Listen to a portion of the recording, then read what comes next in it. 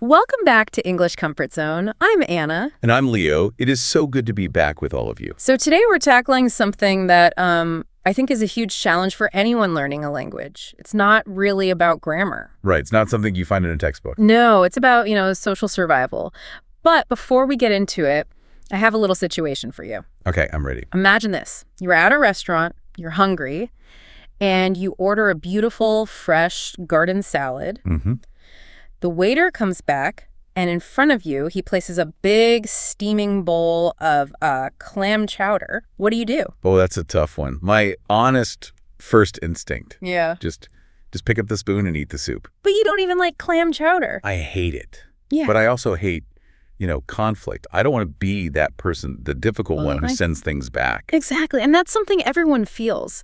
But if you're speaking a second language, that fear is just so much bigger. Right. It's not just, I don't want to be rude. It's more like, I'm worried I literally don't have the right words to not be rude. That's it. That's the rudeness trap. You know there's a problem, but you're so scared you'll sound angry or demanding that you just say nothing. And then you sit there eating a soup you hate and feeling, a little bit resentful. Well, today we are going to stop eating the soup.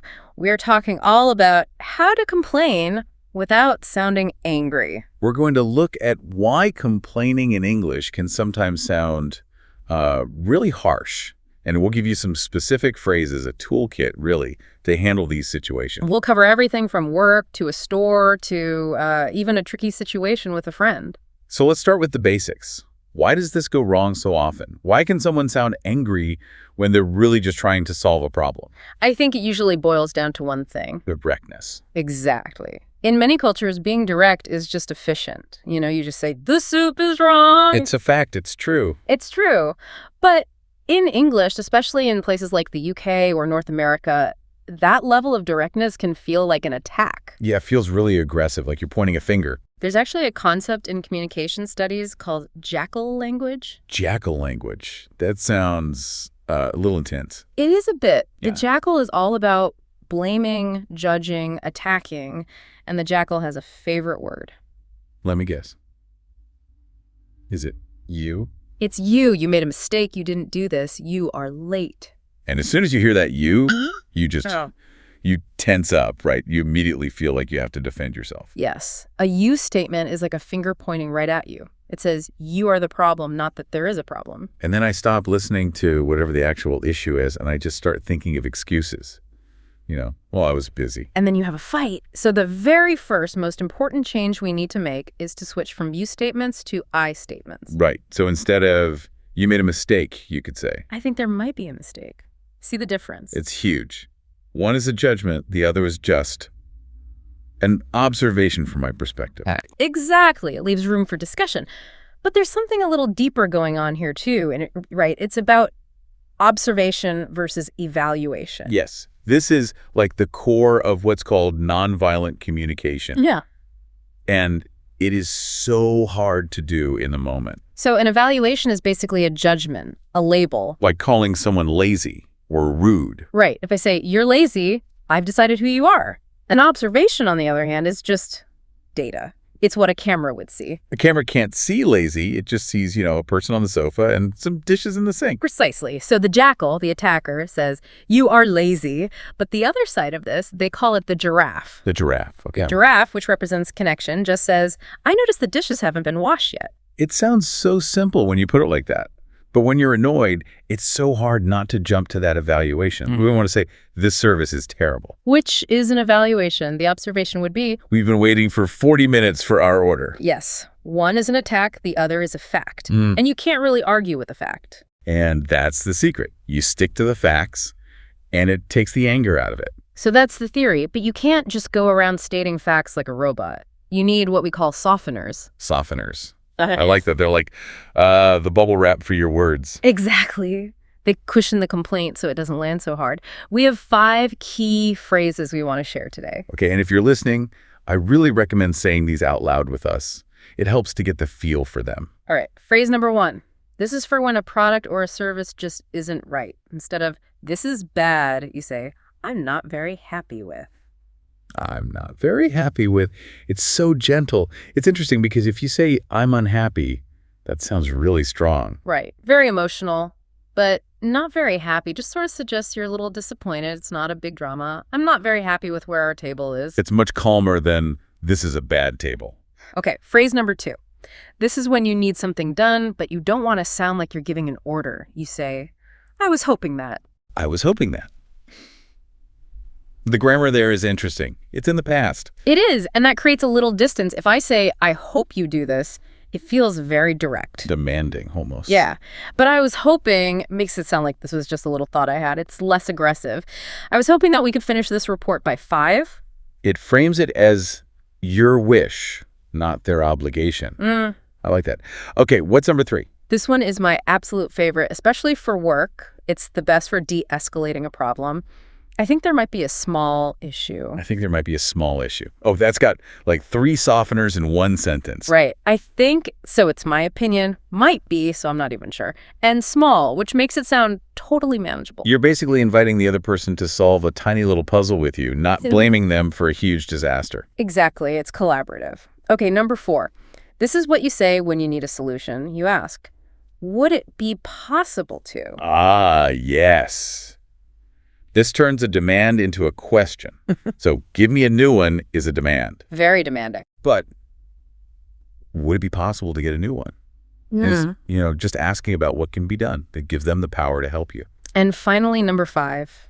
This one's great for those awkward conversations. I'm just a little concerned about. I like that it focuses on your feeling, your concern, not on their mistake. It sounds so responsible. So we've got our theory and we have our softener phrases. I think it's time to see how they work in real life. It's role play time. Let's see if this stuff actually works. Let's start with a really common one at the office. Okay, what's the scenario? We're colleagues. We're working on a presentation together. You were supposed to send me your part yesterday, but you didn't, and I'm getting stressed. Okay, so first, give me the angry version, the jackal version. Yeah. No filter. All right, here we go. Ahem. You are so lazy. When are you going to finish your work? You're making us late. Wow. Okay, yeah, that feels personal. My immediate reaction is to get defensive. Of course. I called you lazy. I used you statements. It was a direct attack. And honestly, it doesn't make me want to work faster. It just makes me think you're a jerk. Exactly. You ruin the working relationship. Okay, now for the polite version. I'll use some of our phrases. Go for it. Okay, here we go. Hi. I'm just a little concerned about the timeline for the project. I noticed I didn't get your slides yesterday, and I was hoping to put everything together today. Would it be possible to get them by tomorrow morning? That is just night and day. Let's break it down. I started with, I'm just a little concerned about the timeline. So the timeline is the problem, not me. That's smart. Then the observation, I noticed I didn't get the slides. I didn't say you forgot to send them. Right. It's just a neutral fact. And then the soft request, I was hoping, and would it be possible? I was still firm. I gave a deadline, but I did it politely. And I would feel, bad for letting you down, and I'd want to fix it right away. Okay, second scenario. In a store. The classic wrong coffee order. All right.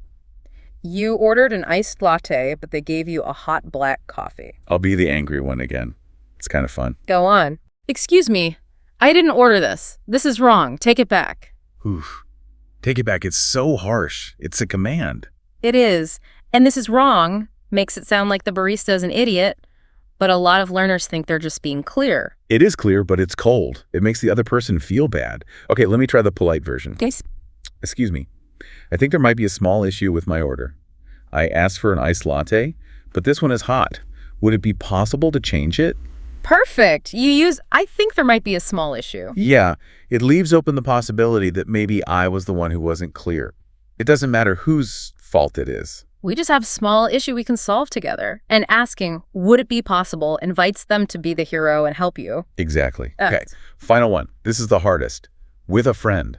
Yes, because there are real emotions involved. The scenario is your friend is 30 minutes late to meet you for a movie. You're annoyed. Okay. The angry version would be something like, you are always late. You're so rude. You obviously don't care about my time. Ouch. Yeah, that's a friendship ender right there. Always is a huge generalization. And you don't care is me assuming I know what you're thinking. And I'm just going to get defensive. I'll probably yell back, I was stuck in traffic. And the whole evening is ruined. Okay, so how do we handle this politely? Using that observation, feeling, need structure. Let me try. Hey, when you arrive 30 minutes late, I feel a bit frustrated because I was really excited to see the beginning of the movie.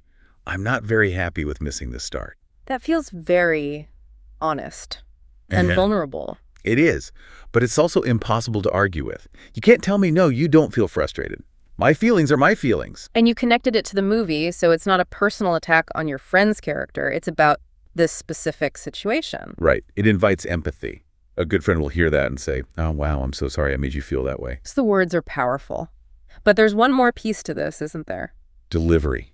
It's everything. You can have the most perfect, polite sentence in the world, but if you scream it, well. It's not going to work. So let's talk about the physical side of this. The first rule is, and this feels wrong, but it's to slow down. Yes.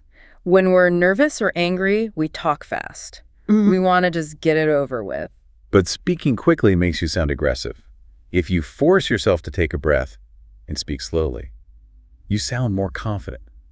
And it actually helps calm your own brain down. And with that, keep your volume down. A raised voice is just a universal sign of aggression. Right. Keep it steady. You're not backing down, but you're not attacking either. There's one more little mental trick I love for this. For when you're just really, really scared to say anything. Is this the one about admitting it? It is. The advice is to just admit that you're uncomfortable.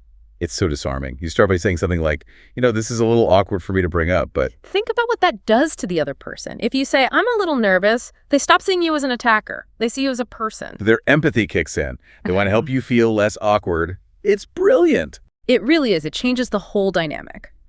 And that brings us to the final tip. Don't assume you know why they did something. Oh, this is the hardest one. Our brains love to invent stories. My coworker ignored my email because they don't respect me. The waiter hasn't come back because he thinks I won't tip well. They're just stories. The fact is just the email hasn't been answered. If you can stick to that, it's so much easier to stay calm. So if we had to wrap this all up, what's the one big takeaway? I think it's that complaining is a skill you can learn. It's not about being a bad person. It's about having the right tools. And remember that golden rule. Focus on the problem, not the person. Let's quickly recap the 3 most important phrases to remember. Okay. Number 1, I think there might be a small issue. Number 2, I was hoping that. And number 3, the magic question. Would it be possible to? And remember to manage your body, too. Slow down, keep your voice low. It makes a huge difference. This all takes practice. You won't be perfect the first time, but every time you do it, that muscle gets a little stronger. So here's our challenge for you this week. Find one small opportunity to use one of these phrases. It could be anything. Your coffee's a bit cold, someone is playing music too loud. Instead of just being annoyed or snapping at them, try a soft approach. Try saying, I'm just a little concerned about, and see what happens. You might find that people really do want to help. You just have to ask in the right way. Good luck out there. See you next time on English Comfort Zone.